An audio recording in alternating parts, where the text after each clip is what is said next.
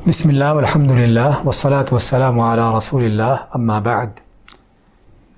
عید الاضحیٰ کے بعد کے جو دن ہیں 11، 12 اور 13 ذو الحج،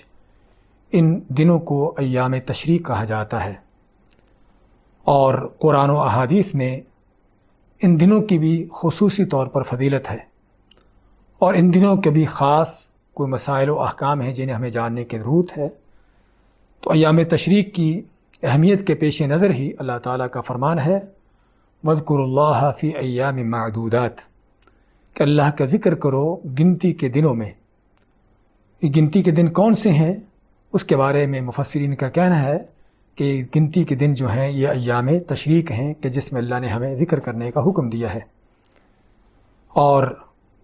ان دنوں کی فضیلت کے حوالے سے ہی نبی کریم صلی اللہ علیہ وسلم کا فرمان ہے ایام التشریق ایام اکل و شرب و ذکر للہ عز وجل، کہ ایام تشریق جو ہیں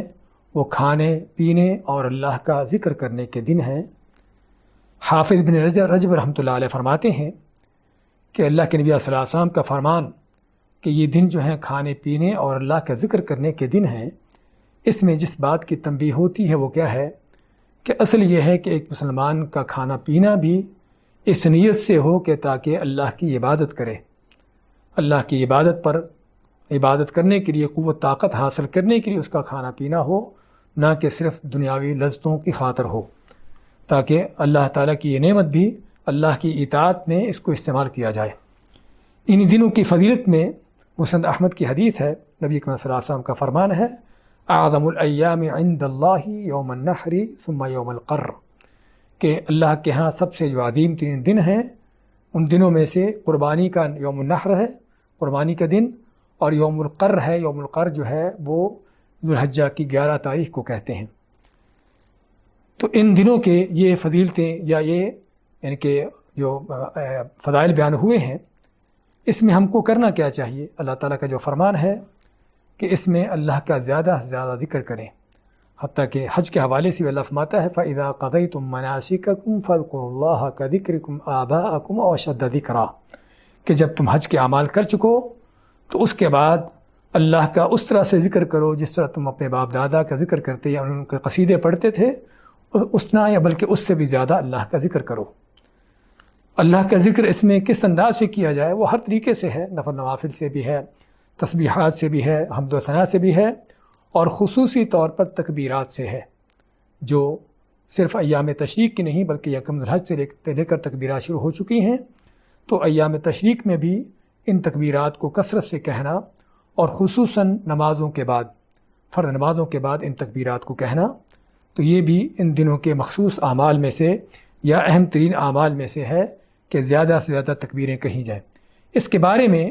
سلف صالحین کا کیا انداز رہا ہے اس کے بارے میں عبداللہ بن عمر کے بارے میں آتا ہے کہ مینا میں ہوتے اور اپنے خیمے میں ہوتے تو خیمے میں بلند آواز سے تکبیریں کہتے، حتیٰ کہ ان کی آواز سن کر ساتھ کے خیموں والے، بلکہ مسجد خیف ساتھ تھی، مسجد خیف والے بھی تکبیر کہتے، اور پھر حتیٰ کہ پورا مینا جو ہے وہ تکبیروں کی آواز سے گونج رہا ہوتا تھا۔ تو اسی طرح سے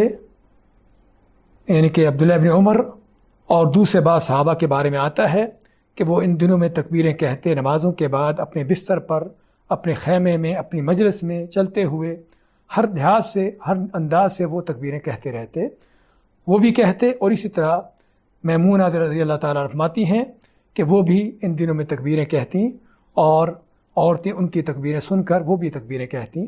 تو اس لیے ان دنوں کا اہم ترین جو عمل ہے، جس طرح کہ صحیح بخاری کے احادیث میں ہے کہ ان تکبیرات کا زیادہ سے زیادہ کہنا۔ اور اسی طرح ایام تشریق کے اہم ترین اعمال میں سے ایک دعا ہے۔ سلف صالحین، صحابہ تابعین،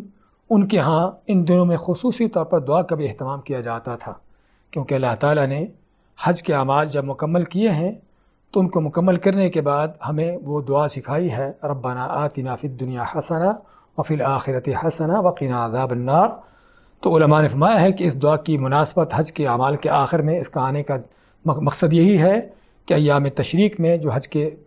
کرنے کے بعد کے دن ہیں، ان دنوں میں اس دعا کو کثرت سے اس کا دعا کو کیا جائے، اور یہ دعا نبی کریم صلی اللہ علیہ وسلم کی اہم ترین دعاؤں میں سے ہے، جس طرح کہ انس بن مالک فرماتے ہیں اکثر دعوت یدعو بها النبی صلی اللہ علیہ وسلم، کہ سب سے وہ زیادہ دعا جو آپ صلی اللہ علیہ وسلم کیا کرتے تھے اللہم رب آتنا فی الدنیا حسنہ وفی الآخرۃ حسنہ وقنا عذاب النار۔ ان دنوں کے مسائل و احکام کے حوالے سے یہ بھی ہے کہ ان دنوں کا روزہ رکھنے سے منع کیا گیا ہے۔ ام المؤمنین عائشہ فرماتی ہیں، جس طرح کہ صحیح بخاری میں ہے، کہ نبی اکرم صلی اللہ علیہ وسلم نے ایام تشریق کے روزے رکھنے سے منع فرمایا، سوائے اس شخص کے لیے کہ جو حج کر رہا ہو، اسے حج کی قربانی میسر نہ ہو تو وہ ان دنوں کے روزے رکھ سکتا ہے، ورنہ کسی کو بھی ان دنوں کے روزے رکھنے کی اجازت نہیں ہے۔ اسی طرح ایام تشریق کے مخصوص اعمال میں سے یا اس کے احکامات میں سے یہ بھی ہے کہ ایام تشریق کے آخری دن تک قربانی کرنے کی اجازت ہے۔ وہ قربانی جو عید کی نماز کے بعد سے شروع ہوتی ہے، وہ ایام تشریق کے 13 تاریخ تک یعنی 13 ذوالحج کی شام تک اس قربانی کا وقت باقی ہے، اور یہ آپ قربانی 11 کو، 12 کو، 13 کو، رات کو، دن کو، کسی وقت بھی کر سکتے ہیں۔ تو یہ ہیں وہ ایام تشریق کہ جس کا ہمیں علم ہونا چاہیے، ان کی فضیلت کو بھی جاننا چاہیے، اور ان میں کیے جانے والے اعمال پر بھی ہماری توجہ ہونی چاہیے۔ بارک اللہ فیکم وجزاکم اللہ خیر، وصلی اللہ وسلم علی نبینا محمد۔